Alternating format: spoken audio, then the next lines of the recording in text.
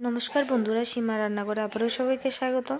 দেখুন, এখানে আমি আলু নিয়েছি, পেঁয়াজ কুচি নিয়েছি, ধনেপাতা কুচি নিয়েছি, রসুন কুচি নিয়েছি, আদা কুচি নিয়েছি আর ডিম নিয়েছি। ডিম আর আলুটা আমি আগে প্রেসার কুকারে সিটি দিয়ে দিলাম। এবার আমি আলুটা হাতের সাহায্যে মেখে নিয়েছি। তা আপনারা বুঝতেই পেরে গেছেন আমি কি বানাতে চলেছি। হ্যাঁ বন্ধুরা, আজকে আমি আপনাদেরকে ডিম চপ বানিয়ে দেখাবো, একদম ঘরোয়া পদ্ধতিতে, যা ঘরের হাতের কাছে যাই থাকে আমি তা দিয়ে আজকে আপনাদেরকে ডিম চপ বানিয়ে দেখাবো।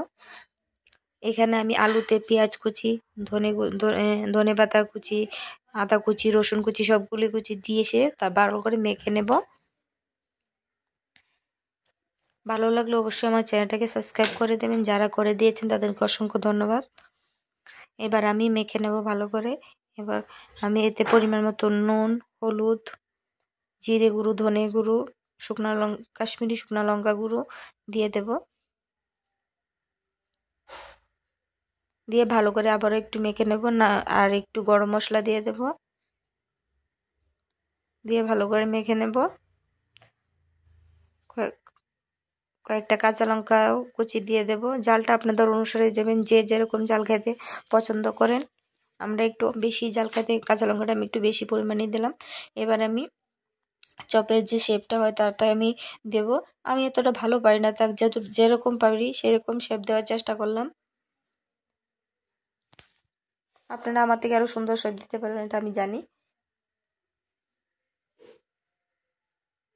আমি ডিমটা স্লাইস করে ভালো করে কেটে নিয়েছি।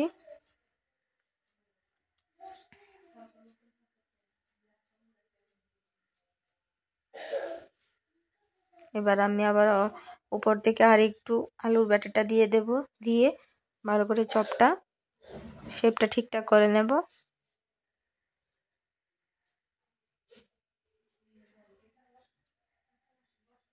দিয়ে আমি সবটা বানিয়ে আপনাদেরকে দেখাচ্ছি।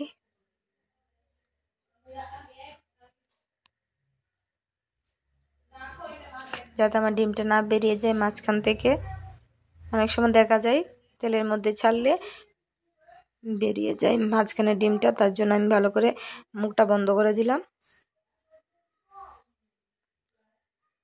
এবার আমি এক এক করে সবগুলো এরকমভাবে ভালো করে বানিয়ে নেব। আমি আবারও বলছি, আমি কিন্তু ভালো করে শেপ দিতে পারি না। এবার আমি একটা বাটিতে বেসন নিয়ে নেব।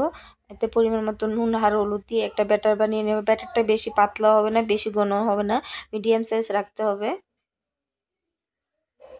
আমি আপনাদেরকে বললামই, আজকে আমি ঘরের কাছে হাতের কাছে যা পাবো তা দিয়ে আজকে একদম সহজভাবে ডিমের চপ বানিয়ে আপনাদেরকে দেখাচ্ছি। দেখুন, এখানে আমার সবগুলো চপ বানানো হয়ে গেছে।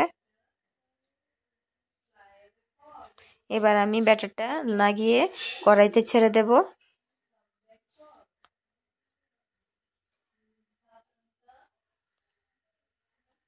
সত্যি বন্ধুরা, অসাধারণ টেস্ট হয়েছিল খেতে।